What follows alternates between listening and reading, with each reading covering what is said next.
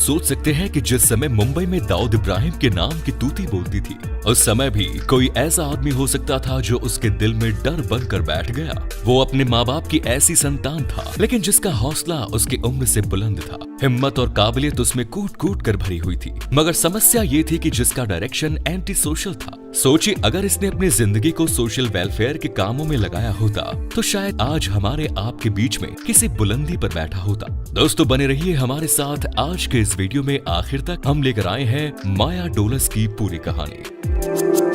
क्या आपको shoot out at Lokhandwala film याद है? अगर याद नहीं है तो चलिए हम आपको याद दिला देते हैं। साल 2007 में ये फिल्म रिलीज हुई थी। इस डॉन की लाइफ स्टोरी बॉलीवुड के लिए ये एक परफेक्ट मसाला स्टोरी थी, जिसमें ज्यादा कुछ नहीं करना था, केवल क्रिएटिविटी का तड़का लगाकर माल तैयार करना था। क्योंकि पब्लिक माया डोलस की कहानी को शुरू से आखिर तक जानने के लिए उदार बैठी थी। इस फिल्म में आपने एक एनकाउंटर देखा होगा। जिस डॉन का वो एनकाउंटर था वो केवल 25 साल की उम्र का था। ये एनकाउंटर लगभग 4 घंटे चला। 450 राउंड गोलियां चली और कुल 7 लोगों की मौत हुई। उसने जिंदगी तो केवल 25 साल की ही जी, लेकिन इस कम उम्र की जिंदगी में जितनी जिंदा दिली लोगों ने उसकी जिंदगी में देखी, वो किसी दूसरे की लाइफ में देखना मुश्किल है। साथ ही जिस तरीके से उसकी मौत हुई वो भी लोगों के बीच चर्चा का विषय बनी रही। इस फिल्म में फिल्म एक्टर विवेक ओबेरॉय ने माया डोलस का कैरेक्टर प्ले किया था, जबकि उसकी माँ रत्ना प्रभा का कैरेक्टर अभिनेत्री अमृता सिंह ने प्ले किया। बहुत छोटी सी उम्र में ही उसने अपने कारनामों से पूरी की पूरी मुंबई को हिला दिया। अपने साथियों में माया भाई के नाम से फेमस ये डॉन आपको शायद नाम से हल्का लग सकता है, लेकिन इसके काम बहुत भारी है। माया डोलस पर बनी एक फिल्म तो सुपर हिट हुई और फिल्म बनाने वालों को अच्छी खासी कमाई भी हो गई, लेकिन फिर भी माया डोलस की जिंदगी की वो कहानी लोगों के सामने नहीं आई, जो कि सच में काफी करीब है। कई बार फिल्म में इमोशन के लेवल को हाई करने के लिए कुछ ऐसी चीजें जोड़ दी जाती है जो सच्चाई से दूर होती है। दरअसल shoot out at Lokhandwala film पर माया डोलस की मां ने भी केस कर दिया। उनका दावा था कि इसमें माया के कैरेक्टर को जिस तरीके से दिखाया गया है वो हकीकत में माया डोलस के नेचर से मेल नहीं खाया। माया के नेचर को लेकर फिल्म में ये जो पिक्चराइजेशन किया गया और दिखाया गया कि माया बहुत ही गुस्से वाला था। केवल 9 साल की उम्र में ही उसने अपने पिता को मार दिया, लेकिन ये सच्चाई नहीं है।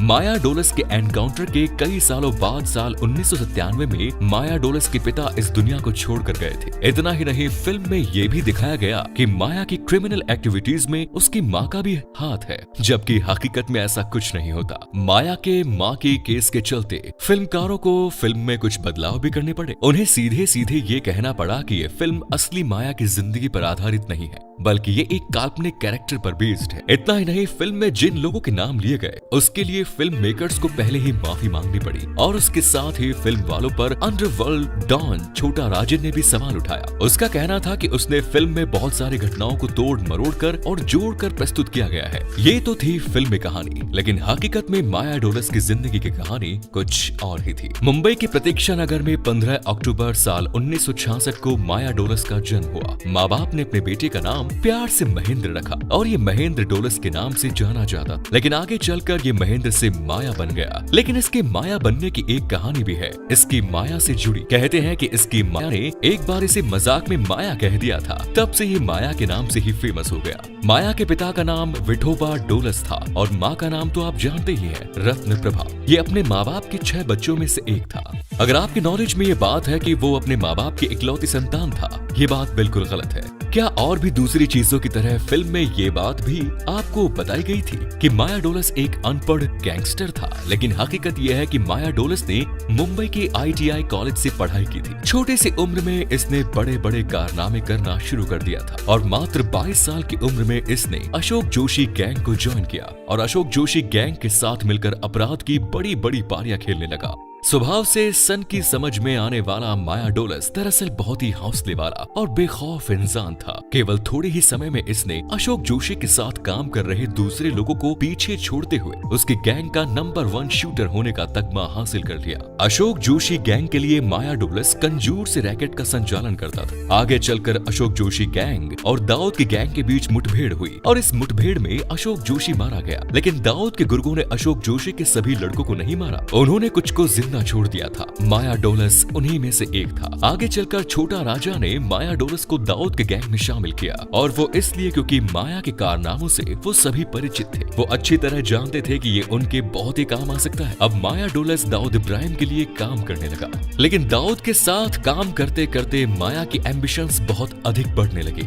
दाऊद इब्राहिम जिन बिल्डरों से पैसा वसूला करता था, उसकी जिम्मेदारी तो माया के पास थी, लेकिन माया के बारे में कहा जाता है कि उसने इन्हीं लोगों से अलग से पैसा वसूल भी करना शुरू कर दिया। माया का स्वभाव भी कुछ ऐसा हो गया था कि वो किसी के भी अंडर में रहकर काम नहीं कर सकता था। उसे तो अपनी सत्ता चाहिए थी, क्योंकि उसे मुंबई में अपना सिक्का चलाना था। आगे चलकर उसने दाऊद को हफ्ता देने वाले बिल्डरों से दोबारा हफ्ता वसूल करना शुरू कर दिया, और इसी तरह वो सीधे सीधे दाऊद की आंखों में खटकने लगा। इसके बाद आया साल 1991। इस साल माया डोलस 25 साल का हो गया, और वो लोखंडवाला के स्वाति बिल्डिंग में 5 नंबर फ्लैट में पहुंचा। पुलिस को माया डोलस के यहाँ आने की खबर मिल गई। दरअसल माया डोलस पर पुलिस की लंबे समय से नजर थी, जिसे पुलिस पकड़ने की भरसक कोशिशें कर रही थी। पुलिस के बड़े बड़े अधिकारी माया डोलस को पकड़ने के लिए जुगाड़ बैठा रहे थे, लेकिन उनके हाथ खाली थे। लेकिन माया डोलस के लोखंडवाला के इस फ्लैट में होने के इनपुट के बाद इसी फ्लैट में पुलिस ने माया डोलस को घेर लिया। ये माया अपने 6 साथियों के साथ मौजूद था, लेकिन पुलिस अपनी पूरी फौज के साथ आई थी।